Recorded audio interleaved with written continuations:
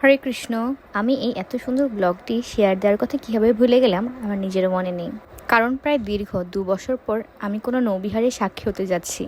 অন্যান্য ফেস্টিভ্যালগুলোর মতো এই নৌবিহারটাও আমার কাছে অনেক বেশি প্রিয়।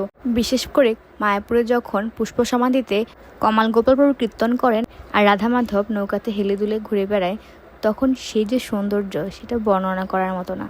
আমরা গিয়েছিলাম দাউদপুর সুদীপ্তাদের বাসায় নৌবিহারে। আসার সাথে সাথে মাতাজি আমাকে কীর্তনের সেবা দেন। আর অবশ্যই আমি যখন কীর্তন গাবো আমার ফোনে স্পেস থাকবে না। আমার পরে কীর্তন করেছেন শ্রীপাদ রাধাবল্লভ প্রভু, মানে আমার পিসেমশাই। এদিকে সমস্ত ভক্তদের মাল্য দিয়ে বরণ করা হচ্ছে এবং এরপর শ্রীপাদ পাদপঙ্কজ প্রভু আলোচনা করেন।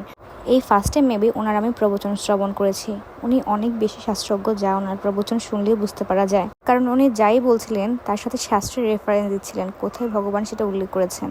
এরপর প্রাণবল্লভ প্রভু এবং ডাক্তার প্রভু কিছুক্ষণ আলোচনা করেন এবং এরপর শুরু হয় নৌবিহার। দেখে এত ভালো লাগছিল।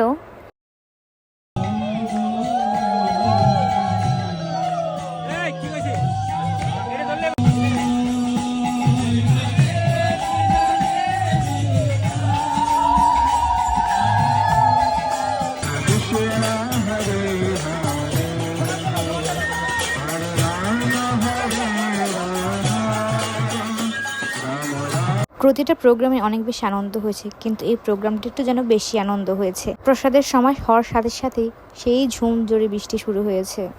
সবাই যে যেখানে পারে দাঁড়িয়ে প্রসাদ পেয়ে বৃষ্টির মধ্যে চলে গিয়েছে।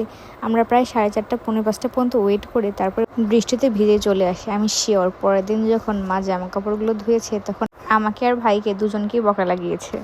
কিন্তু কি আর করবো, ওয়েদার এতটাই খারাপ ছিল, দুজনেই কাক ভেজা হয়ে বাড়িতে আসি। যাই হোক, কেমন লাগলো ব্লগটি কমেন্ট করে জানাতে ভুলবেন না। Thanks for watching.